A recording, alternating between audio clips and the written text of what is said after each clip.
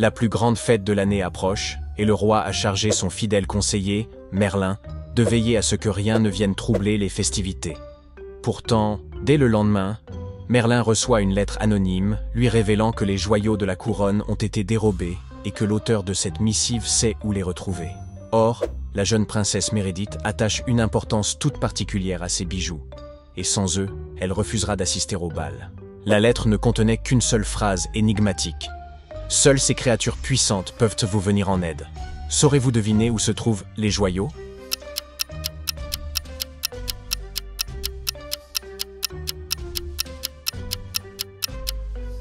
Bien que la lettre soit manifestement anonyme, son auteur a choisi pour pseudonyme Dracula. L'encre rouge employée rappelle étrangement la couleur du sang. Serait-il possible que des vampires soient à l'origine du vol ? Conscient de l'urgence, Merlin n'hésita pas et se dirigea aussitôt vers la forêt où, disait-on, résidaient des vampires. Après plusieurs heures de chevauchée, il aperçut un château apparemment abandonné. Devrait-il franchir le seuil ? Ce lieu est-il réellement désert ?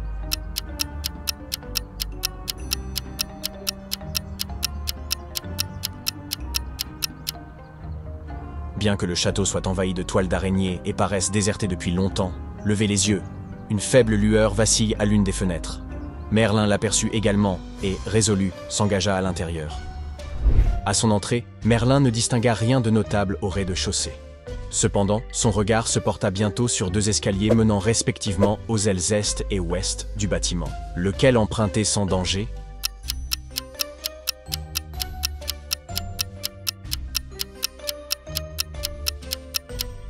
Observez attentivement. Certaines marches de l'escalier ouest sont brisées. Merlin ferait mieux de gravir l'escalier est. Une fois les escaliers gravis, Merlin aperçut une pièce baignée d'une lumière accueillante. Il perçut des éclats de rire et une conversation. Lorsqu'il pénétra dans la salle, il vit 4 personnes. L'une d'elles devait être un vampire. Mais qui ?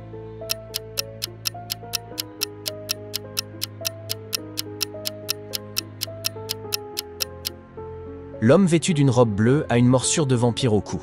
Techniquement, il est l'un d'eux, mais sa transformation récente rend peu probable qu'il ait la moindre information sur les joyaux. Quant à la dame qui sert la dinde, elle arbore de nombreux bijoux en argent, ce qui exclut toute possibilité qu'elle soit un vampire. L'homme assis à table se reflète distinctement dans le miroir face à lui. En revanche, la véritable vampire est la femme blonde. Regardez son verre. Elle boit du sang. Merlin s'approcha de la femme blonde et lui tendit la lettre. Aussitôt, elle se leva, lui adressa un clin d'œil et l'invita à la suivre. Ils pénétrèrent dans une autre pièce, où la vampire déclara « Je me prénomme Isabelle, et voici ma salle de jeu. Si vous souhaitez récupérer les joyaux, il va falloir jouer avec moi. Êtes-vous amateur de cache-cache ? Pouf !» Isabelle se transforma en chauve-souris et s'envola. Saurez-vous à l'aider à la retrouver ?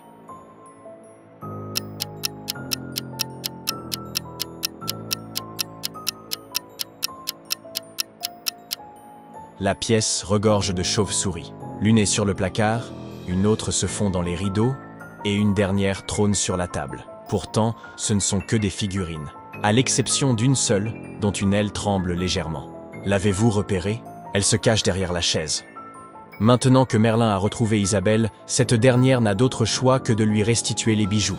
Toutefois, elle précise qu'ils sont enfermés dans un coffre-fort. Elle conduit Merlin dans la pièce où il se trouve, mais lui lance un ultime défi. Il devra deviner le mot de passe pour l'ouvrir. Saurez-vous l'aider ?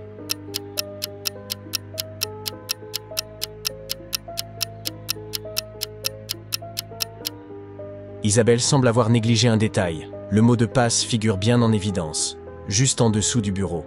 Il suffit de lire la note. 6090. Le coffre s'ouvre, et voilà les joyaux.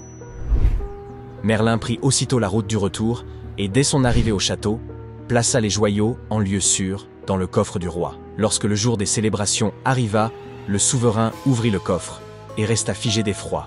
Mais pourquoi ?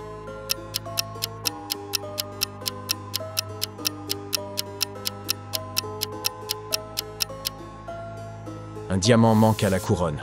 Pourtant, Merlin l'a ramené intacte. Il n'y a qu'une explication. Un membre de la cour s'est emparé de cette précieuse gemme. Très peu de personnes connaissaient le mot de passe du coffre-fort.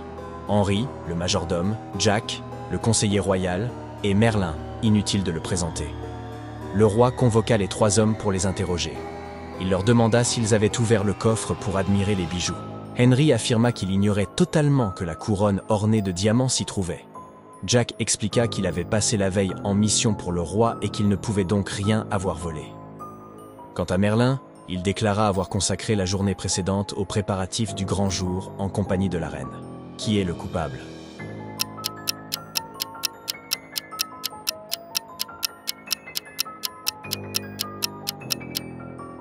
Bien que les explications de Merlin et Jack paraissent cohérentes, celle d'Henri comporte une faille. Le roi n'a jamais mentionné la couronne. Il s'est uniquement enquis des bijoux. Henri s'est trahi. C'est lui le coupable. Incapable de nier l'évidence, Henri dut avouer qu'il avait mis en gage le diamant, car il avait désespérément besoin d'argent. Comme le roi ne pouvait pas se rendre lui-même chez le prêteur sur gage pour récupérer la précieuse pierre, il confia cette mission à Merlin.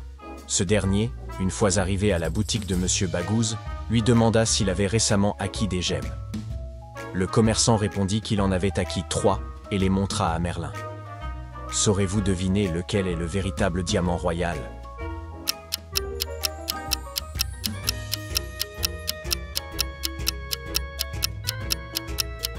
Bien que ces 3 pierres semblent identiques à première vue, un détail les distingue.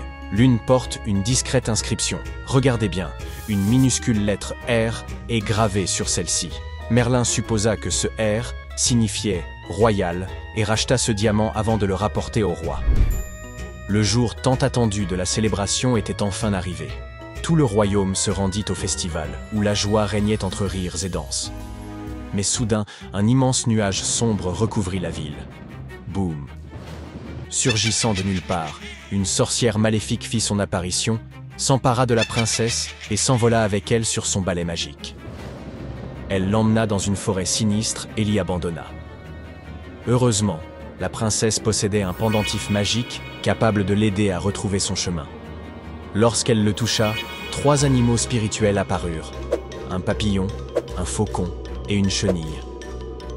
Quel animal devait-elle suivre pour rentrer au royaume?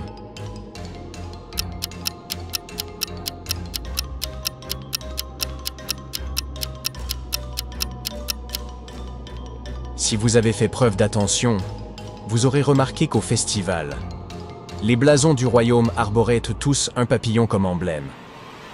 De plus, la robe de la princesse était brodée d'un papillon. L'animal totem de son royaume était donc le papillon, et c'est lui qu'elle devait suivre.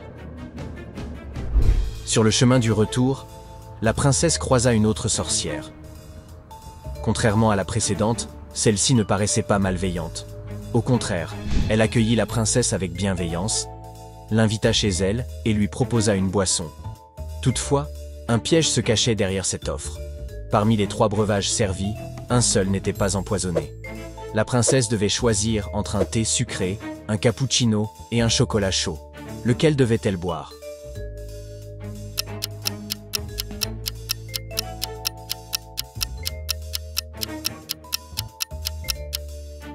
Voyons cela de plus près. Si le thé contenait réellement du sucre, celui-ci aurait dû fondre, mais les morceaux de sucre flottent toujours à la surface. Quant au cappuccino, sa mousse arbore une étrange teinte jaunâtre, ce qui est pour le moins suspect. La princesse opta donc pour le chocolat chaud, remercia la sorcière et poursuivit sa route vers son royaume. Lorsqu'elle atteignit enfin son palais, la fête battait encore son plein. 3 chevaliers, Lancelot, Galahad et Perceval, vinrent à sa rencontre pour discuter. Pourtant, un sentiment d'inconfort s'empara d'elle. Quelque chose clochait. L'un des 3 n'était pas humain. Saurez-vous deviner lequel?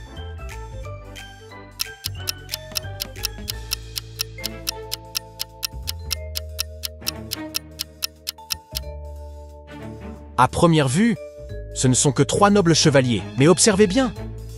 Sieur Perceval possède 6 doigts à chaque main, et ses oreilles ont une forme étrange.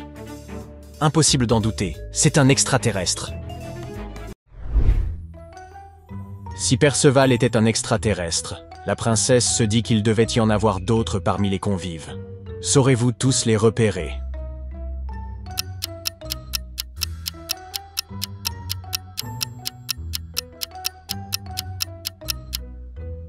La jeune princesse avait un regard affûté.